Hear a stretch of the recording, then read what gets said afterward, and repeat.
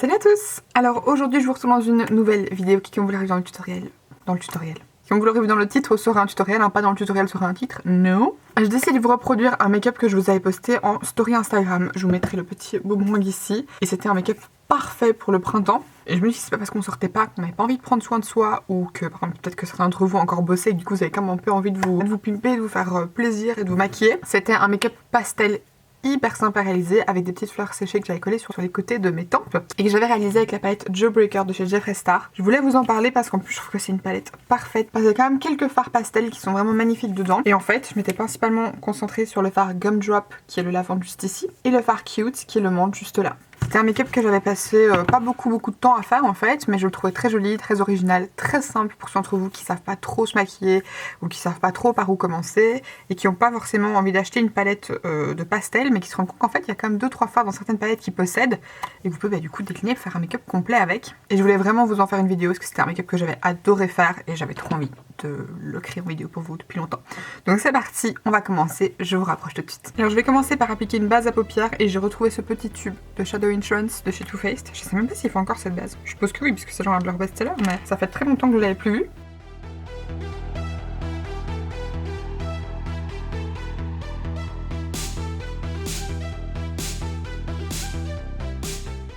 Donc du coup je vais commencer avec le fard à lavande, donc le fard Gumdrop. Maintenant prenez n'importe quelle lavande que vous avez à la maison. Je vais d'abord le tapoter sur la paupière. Je vous ai même pas dit, je prends mon pinceau numéro 16 de chez NYX. Je viens d'abord le tapoter sur la paupière. Et ensuite je vais doucement commencer à venir travailler mon creux. Et franchement, je vous ai déjà dit, mais les fards Jeffree Star, ça fait partie de mes textures préférées de fards. Parce qu'ils sont super bien pigmentés. Genre là par exemple j'utilise un lavande pastel. Et je sais pas si vous voyez la pigmentation quoi. C'est vraiment des super bons fards. Je les trouve vraiment très bien et ils se dégradent très bien. Alors par contre j'ai foutu la merde. J'ai oublié de poudrer mon dessous de sourcil. Je vais prendre un petit pinceau Luxe Smoky Shader de chez Zoeva. Et la teinte Virgin qui est juste ici. Qui est du coup le fard couleur chair de la palette.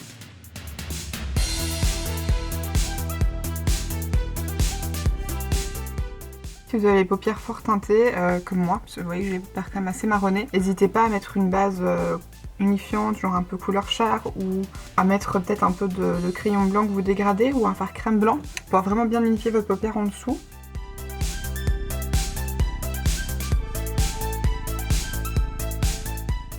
Et ensuite, là, basiquement, le dessus des yeux il est déjà terminé. Vous pouvez faire un trait de liner, moi personnellement je vais pas en faire, parce que j'aime bien le look frais tel qu'il est, et du coup là on va déjà passer au teint. Je sais, quand je vous dis que c'est super rapide, c'est super rapide. Comme base, j'ai envie de réutiliser la Star Primer de chez Makeup Revolution. Ça fait quand même longtemps que je vous l'ai pas montré. Vous voyez que je l'ai quand même bien entamé. Hein. J'aime vraiment bien ce primer, je le trouve bien parce que je trouve qu'il est hydratant juste ce qu'il faut, sans être trop gras et tout. Donc en plus c'est un primer bleu, la seule chose c'est que, je vous l'ai déjà répété un milliard de fois, mais bon, ça c'était quand je le mettais tout le temps, du coup même ça fait longtemps, je me dis je peux vous le redire. C'est un primer qui sent l'anis, donc ça sent un peu la réglisse du coup. Si vous aimez pas cette odeur là, c'est pas ouf. Parce que c'est pas une odeur que j'apprécie. Et au plus j'utilise, au moins je le sens, mais par exemple ça fait un petit mois que j'ai pu l'utiliser. Je peux vous dire que je sens bien la réglisse.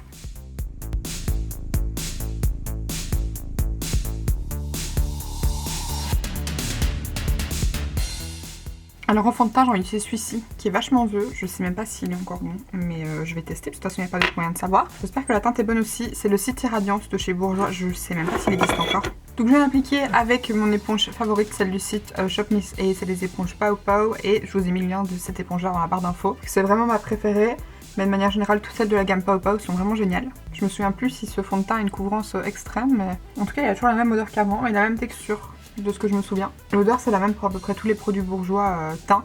C'est une odeur assez fraîche en fait. Alors par contre il n'a pas une couvrance de l'extrême, mais c'est pas grave.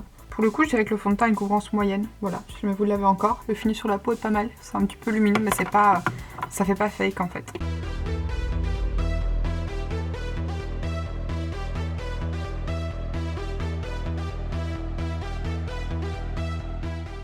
Je vais en remettre une petite deuxième couche pour vraiment aider à la couvrance. Et ensuite, en anti-cerne, j'ai choisi un plutôt léger aussi. Donc, ce que je vais faire, c'est que je vais d'abord venir un petit peu camoufler aux zones où j'ai besoin d'un petit peu plus de couvrance avec mon anti-cerne More Than Concealer de chez L'Oréal.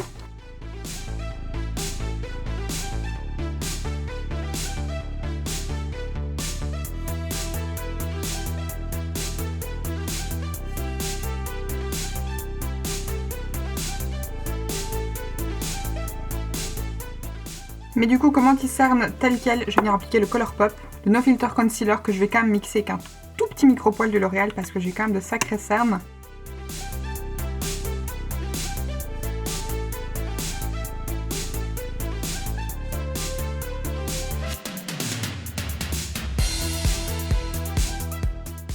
Alors en poudre, j'ai envie de réutiliser la Rice Powder de chez Primark parce que je l'adorais pendant toute une période et ça fait longtemps que je m'en suis plus servi. Donc voilà, j'ai envie de retester un petit peu. Comme c'est un packaging un peu pourri, vous savez pas prendre depuis le capuchon. Donc j'en mets sur mon petit dessous de verre, là où je mets mon fond de teint également. Et je vais l'appliquer sur une partie de mon visage à l'éponge et ensuite je vais faire le reste au pinceau comme je fais souvent ces derniers temps.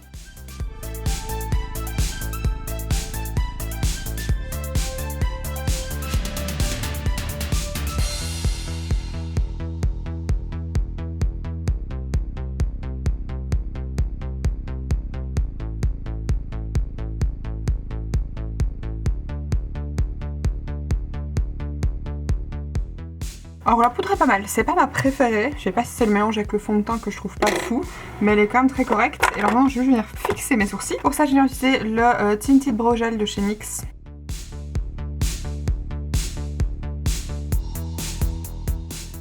Ensuite pour mon ras de cils, je vais l'utiliser en crayon, celui-ci de chez Tubi. C'est des Pastel Eyeshadow Pencil, donc c'est des jumbo un peu comme ceux de chez NYX, sauf que là c'est une teinte pastel. Donc je vais appliquer en ras de cils et en muqueuse comme d'hab.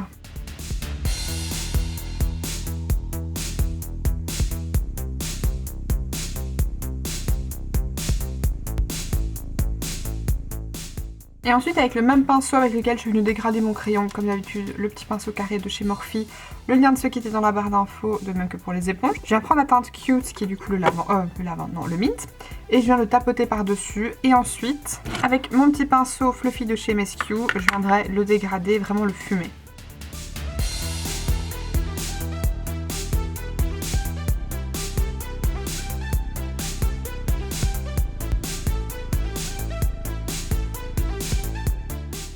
Ok, alors de base j'ai failli m'arrêter là et mettre juste mon mascara, mais j'ai quand même décidé de mettre des petits faux cils et du coup je me suis dit que j'allais en profiter pour vous montrer comment je collais mes faux cils en dessous. Donc en fait quand je fais ça, généralement j'utilise des petits trios comme ça de cils. Là c'est un petit pack de 150 que j'avais acheté chez Primark, ça fait 6,50 € donc c'est très correct. Ça se présente comme ceci, donc c'est vraiment des petits trios. Et en fait ce que je viens faire, c'est que je viens coller la colle sur le dessus de la rangée du faux cil.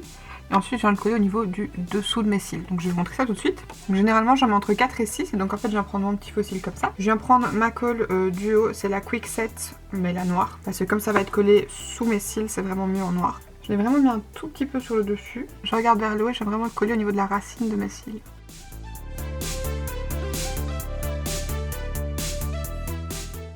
Ensuite j'en reprends un, je remets de la colle et je viens le coller juste à côté.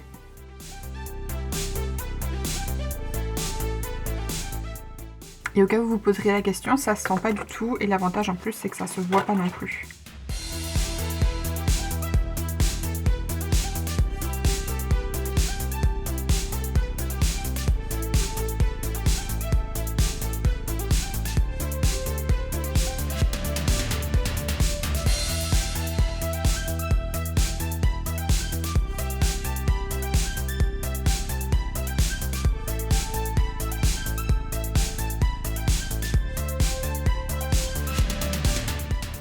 Voilà du coup un peu la différence, je pense que vous voyez que ça donne quand même beaucoup plus de volume. Là j'ai mis des cils assez courts parce que je voulais pas que ça cache un petit peu et que ça reste quand même assez frais comme look.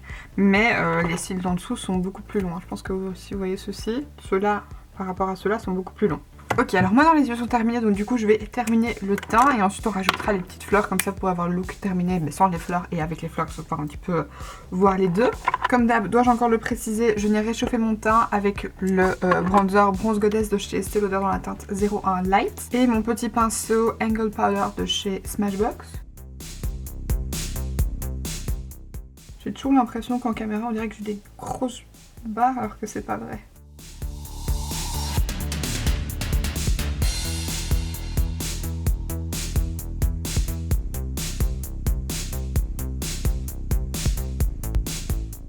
En blush, j'ai envie de réutiliser une fois celui-ci de chez Kiko. Il faisait partie de la collection de Noël, mais il me semble que c'est à peu près toujours les mêmes teintes qui ressortent. C'était le Arctic Holiday Baked Blush dans la teinte 02 Dreaming Coral. Je vais le prendre avec le même pinceau, toujours le Smashbox, parce que flemme de changer de pinceau. C'est un blush un petit peu corail, un peu lumineux, donc ça c'est cool. Et je vais de nouveau, comme toujours, bien le remonter jusqu'aux tempes, surtout qu'en plus là je vais mettre mes petites fleurs et tout, donc j'ai envie d'avoir une jolie base colorée, un petit peu sur le bout de mon nez.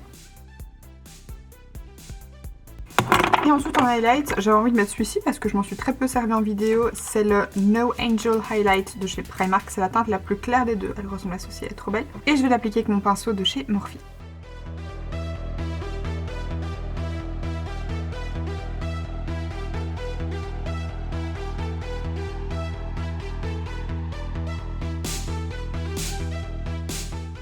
je saigne, donc je vais attendre avant de remettre mon rouge à lèvres. Je vais passer du coup au collage des petites fleurs. Donc pour ça en fait j'utilise des petites fleurs séchées comme ceci que j'avais acheté sur AliExpress. Alors j'ai des petites fleurs séchées mais elles sont quand même assez grandes et en fait ce que je fais c'est que la fois passée je crois que j'en avais mis 4. J'en avais mis ici, ici, ici et là je crois au-dessus à peu près. Je prends pas les mêmes couleurs exactement, je veux pas un truc totalement symétrique. La seule chose à laquelle je fais attention c'est qu'aux endroits où je mets des fleurs à 3 pétales comme ceci, mais de l'autre côté, je mets aussi une fleur à 3 pétales, mais ça peut être une couleur différente, c'est y a pas de problème. Donc du coup, maintenant que j'ai sélectionné mes fleurs, en fait, ce que je vais faire, c'est que je vais venir les placer. Et pour ça, je vais venir prendre ma colle à fossiles habituelle, la Duo Quick Set, parce que c'est ma préférée. Je trouve qu'elle tient très bien, elle se fixe assez vite, donc c'est parfait. Elle laisse pas de résidus dégueu. Et franchement, je vous dis, elle tient toute la journée. Franchement, j'ai été travailler avec, on m'a fait des bises, des machins, et j'avais zéro problème.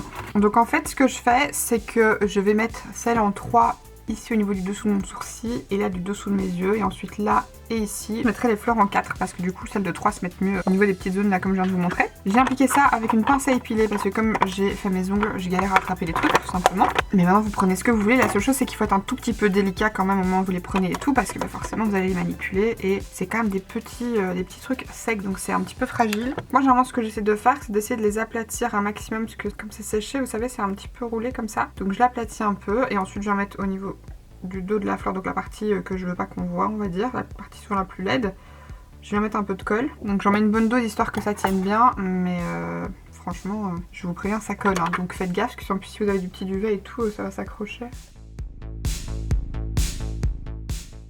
Alors aussi c'est important de moi personnellement coller bien le centre parce que c'est la partie la plus lourde et la plus dure on va dire de la fleur. Si le bout des pétales est pas très bien collé c'est pas grave, comme ça on met un peu de relief, ça va ressortir, vraiment c'est à chaque fois comme ça que je l'ai fait.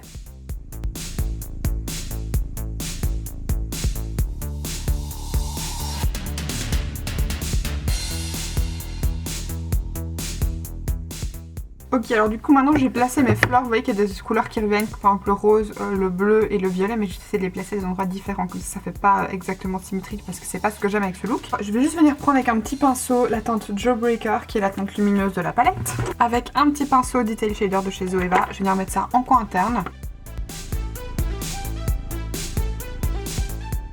Et ensuite je vais revenir à mes lèvres, je vais reprendre ce Jumbo pour les lèvres, c'est les Soft Matte Lip Balm de chez Emma que j'adore.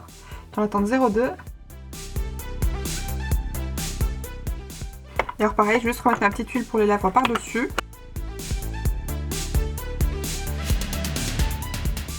Et voilà du coup la fin de cette vidéo, j'espère sincèrement qu'elle vous aura plu. Si c'est le cas, n'hésitez pas à la liker et à vous abonner en cliquant juste ici en dessous si ce n'est pas encore fait. Et quant à moi d'ici la prochaine vidéo, je vous fais d'énormes bisous.